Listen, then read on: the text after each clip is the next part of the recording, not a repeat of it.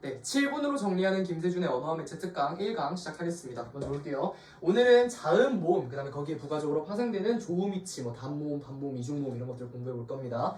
가장 기본이 되는 내용인데 의문론에 먼저 설명하면 사실상 맨 첫 번째 우리가 언어와 매체 교과서를 펴면 제일 먼저 나오는 게 의문이에요.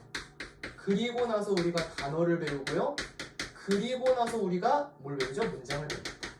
단화 뭐 이런 식으로 쭉쭉쭉 나가는데 그것의 첫 번째 의문 부분입니다. 굉장히 중요하니까 함께 제대로 공부해 봅시다. 첫 번째, 네모안에 뭐가 들어가야 될까요? 발음할 때 공기의 흐름이 발음기관에 의해 방해를 받으며 나는 소리. 얘는 뭐냐면 자음인데요. 핵심은 이거예요. 방해를 받으며 난다는 거예요. 우리가 가나다라 마바사 할 때 가를 발음할 때 기억을 발음할 때를 생각해 보면은 우리의 입속에 나오고 있는 공기가 가라고 하면서 딱 걸립니다. 혀 어딘가에 걸려요. 그렇기 때문에 반드시 자음이라는 것은 우리가 내뱉고 있는 공기가 무언가에 방해를 받아서 나는 소리다. 이렇게 이해하면 되겠습니다. 두 번째로 중요한 건 뭐냐면 반드시 모음과 결합해야 된다는 건데 물론 모르는 사람이 없어요. 근데 나중에 모음 파트 가서 공부하겠지만 모음은 단독으로 쓸 수 있습니다. 모음은 혼자 쓰일 수 있어요. 하지만 자음은 혼자서 못 쓰입니다. 그거는 뒤에 가서 좀 더 자세히 공부해 보도록 하고요. 어떻게 보면은 제일 중요한 게 조음 이치랑 조음 반복입니다. 이 두 가지를 잘 기억을 해야 되는데 대부분 고난도 문제 출제된다? 그럼 두 부분에서 출제가 되겠죠. 보겠습니다. 조음 이치. 조음 이치라는 건 뭐냐면 이제 우리의 입 안에서 어느 부분에서 특정한 자음이 발음이 되는가 이거에 대해서 공부를 해보자는 게 조음 이치에 대한 이야기인 것이고 조음 방법은 오케이 어디서 발음 나는지 알았어. 그렇다면 어떤 방법으로 발음이 나게 되지에 대해서 공부를 하는 건데 사실 이건 좀 와닿지가 않죠. 좀 이따 자세히 보도록 하고 조음 이치부터 보겠습니다. 조음 이치 입술 소리, 잇몸 소리, 생입천장 소리, 여린 입천장 소리, 목청 소리 이렇게 나눠져 있어요. 상식적으로 보겠어요. 어느 부위에서 발음이 나느냐에 대한 이야기죠. 대표적으로 비읍과 미음 같은 경우는 입술 소리에서 발음이 나요. 브, 무. 실제로 발음을 해보세요. 브, 무. 입술에 소리가 걸리게 됩니다. 분명히 뭐라 그랬어요? 방해를 받으며 나는 소리라 그랬는데 어디서 방해를 받는지에 대한 설명입니다. 입술에서 방해를 받고 잇몸에서 방해를 받고 생입천장에서 방해를 받고 여린 입천장에서 방해를 받고 목청에서 방해를 받는 거예요. 아무튼 그렇습니다. 다 읽어볼 필요는 없고요. 그냥 스스로 해보면 돼. 지읒. 참고로 생입천장이라는 건 우리가 뭐라 그러냐면 경구개라고 얘기해요. 경구개. 우리가 아 하고 입을 벌렸을 때 약간 주름 같은 거 있고 이빨 바로 뒤에 있는 치아 바로 뒤에 있는 부분 있죠. 딱딱하죠. 거기가 생입천장이에요. 그렇다면 혀를 안쪽으로 여러분이 깊게 넣어봤을 때 약간 목과 입 사이라 그래야 되나? 그 입속과 목 안 사이 살짝 말랑말랑한 부분이 있거든요. 그 부분이 여린 입천장입니다. 목청 소리는 당연히 목청 소리고 실제로 후 이렇게 얘기하다 보면 어때요? 목 안쪽에서 깊은 곳에서 올라오죠. 이렇게 생각하면 됩니다. 그래서 목청 소리는 히읗이다. 요거 구분하면 되고요. 그다음에 아까 하나 팀 얘기하면 제가 비읍과 미음이라고만 소개했어요. 왜? 비읍, 쌍비읍, 피읍, 미음이다 이렇게 소개 안 하고 비읍이랑 미음만 소개했을까요? 쌍비읍이랑 피읍은 중요하지 않아서 그게 아니죠. 바로 이 개념입니다. 예사소리, 된소리, 거센소리라는 개념인데 제가 예사소리만 이야기를 한 거예요.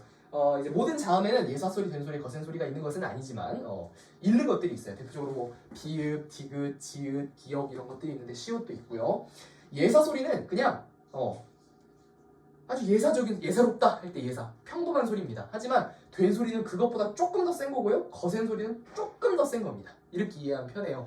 우리가 일반적으로 욕설 같은 거에 된 소리가 많이 들어가지. 이런 이런 욕설에 된 소리가 들어가기 때문에 우리가 된 소리를 거센 소리보다 더 강한 소리로 착각하기 쉬운데 실제로는 그렇지 않아요. 음운 구별의 상에서는 이 거센 소리를 좀 더 강한 소리로 취급을 하고 있습니다.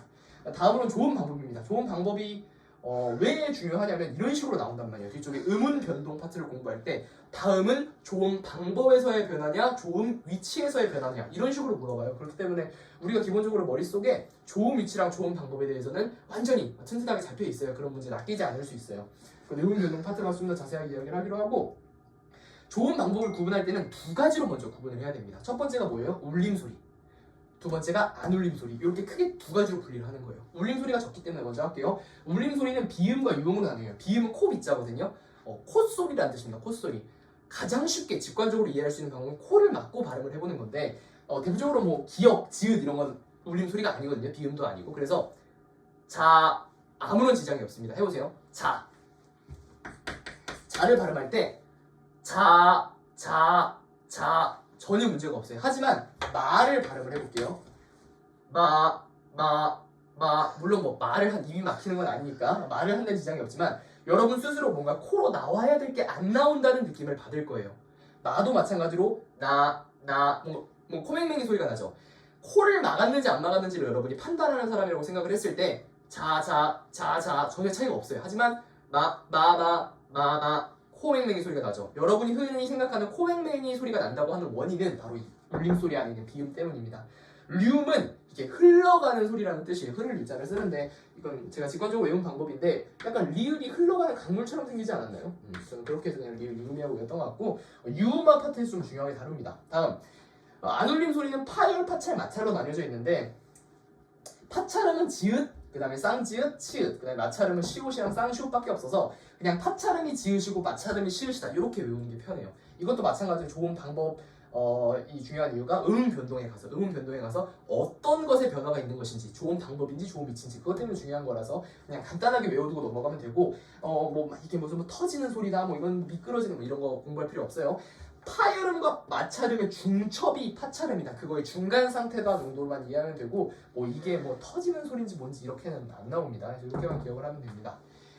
다음 끝나서 뭐 최소 대립상 왜 안 하나요? 뭐 이런 질문이 있을 수 있는데 그거는 이 강의에서 하려고 합니다. 두 번째 볼게요. 발음할 때 공기의 흐름이 방해를 받지 않고 나는 소리. 얘는 뭐예요? 모음이에요. 모음. 그런데 더 중요한 건 뭐라 했어요? 홀로 쓰일 수 있다는 거예요. 가령 이런 거. 여러분 그 베테랑이라는 영화 봤나요? 명대사가 하나 있죠? 뭐가 없네? 어이가 없네죠? 어이라는 단어를 생각해 볼게요.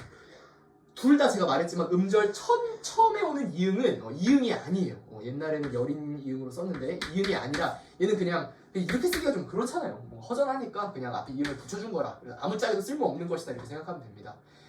그래서 어이 같은 경우는 모음 두 개로만 이루어진 거예요. 이런 것처럼 홀로 음절을 형성할 수 있는 겁니다. 분명히 그렇게 구분을 해야 되겠고요. 다음은 이제 단모음 체계표인데 매우 중요합니다. 이거는 어느 정도 수준까지 올 수 있어야 되냐면 야 일로 와봐. 그려봐. 그릴 수 있어야 돼요. 그 정도가 돼야 돼요. 자, 이거 외우는 방법이 있거든요. 일단 고모음, 중모음, 저모음 무슨 뜻이냐면 혀의 높이를 나타내는 거예요. 그래서 혀가 위에 있으면 고, 중간에 있으면 중, 아래에 있으면 저입니다. 그래서 고, 중, 저가 나눠져 있는 거고요. 혀가 올라간 만큼 혀가 올라갔어. 입이 같이 올라갈까? 입이 내려갈까? 입이 같이 올라갑니다. 저면 입이 같이 내려가요. 입이 더 크게 벌어지는 거예요. 뭐 여기까지 물어보더라고요. 그 다음에 전설모음이냐 후설모음이냐는 발음할 때 내 혓바닥이 앞쪽에 가 있느냐 뒤쪽에 가 있느냐 차이입니다. 매우 직관적으로 쉽죠. 평순모음이랑 원순모음은 우리가 발음할 때 입이 펴지느냐 모아지느냐 차이입니다. 굉장히 간단하죠. 모를게요. 외우는 방법이 있어요. 이거 외우세요 반드시. 이게 국어 장동준 선생님이라는 EBS 선생님께서 소개해 주신 건데 다들 이렇게 외워요. 볼게요. 이렇게 순서대로 키위 제외해 금붕어 조아 이렇게 모음 조성 딴 거예요. 키위 제외해 금붕어 조아. 키위를 싫어하고 금붕어를 좋아하는 거죠. 이렇게 외우면 되고요. 이렇게 정리합니다. 이거 그냥 통째로 외우고 오는 중모음이면서 원수모음이면서 후설모음이다 이렇게 얘기할 수 있으면 됩니다. 무슨 말인지 알겠죠? 그래서 하나 질문 더. 위랑 외인데 단모음의 정의가 뭐냐면 이걸 얘기 안 했네. 단모음의 정의는 우리가 발음할 때 입술의 모양이 변하지 않는 모음을 단모음이라고 해요. 가령 이랑 야를 비교해보면 이는 어때? 이 안 변하죠. 근데 야 입이 변하잖아요. 그렇기 때문에 단모음은 입이 안 변하는 거, 이중모음은 입 모양이 변하는 거라고 생각하면 되는데 이런 질문이 있을 수 있어요. 나 왜 발음할 때 입 변하는데? 왜 입 변하는데? 왜 단모음이야? 국어원에 전화해야 되나? 그게 아니라 원래는 왜를 우리가 발음하듯이 우리 사실상 이거랑 이 왜랑 전혀 차이 없이 발음하잖아요. 맞죠? 근데 원래는 그러면 안 돼요. 왜냐면 이 단모음은 원래 왜가 아니라 이렇게 발음해야 됩니다. 실제로 한 아주 오래 전에는 이렇게 발음했어요. 그래서 예를 들어서 제외해를 제우해 이렇게 얘기했단 말이에요. 근데 어떻게 그렇게 얘기하겠어요? 지금 어색하게. 그래서 이중모음으로 발음하는 것도 허용한다. 허용한다기 때문에 그렇게 발음을 하는 것이지 우리 지금 허용 속에서 언어 생활을 하고 있는 겁니다. 그렇기 때문에 그렇게 오해해서는 안 된다. 다음으로 이제 반모음 볼게요. 반모음은 그냥 이게 있어요. 이 반모음은 유일한 효용 가치가 이거예요. 단모음과 결합해서 이중모음이 된다. 이것뿐이에요. 그러니까 어떻게 보면 이중모음은 뭐라고 생각? 여러분이 그것도 마찬가지예요. 이 이중모음을 우리가 앞으로 바라볼 때는 최소한 우리가 언어와 매체 선택자라면 이중모음을 와 이중모음이네 이렇게 보면 안 돼요. 우리는 항상 이중모음을 볼 때 무슨 마음가짐으로 살아야 되냐면 이중모음은 단모음과 반모음의 결합이다 이렇게 봐야 됩니다. 그래서 그냥 우리가 요라는 단어를 본다라고 하면 얘는 우리는 반모음 W와 O의 결합이야. 이렇게 생각해야지 반모음화, 교체, 의문의 변동 파트를 공부하면서 도움이 됩니다. 그래서 하여튼 그렇다고 기억해주면 되고, 반모음에는 여, 야에서 그 여 발음을 수행하는 이 이랑 반모음 J랑 반모음 W가 있습니다. 두 가지로 구분하면 되고요. 이중모음 마지막으로 얘기하지만 항상 우리 무슨 마음가짐? 단모음 플러스 반모음의 구조로 이해를 해야 된다 라는 것까지 정리하겠습니다.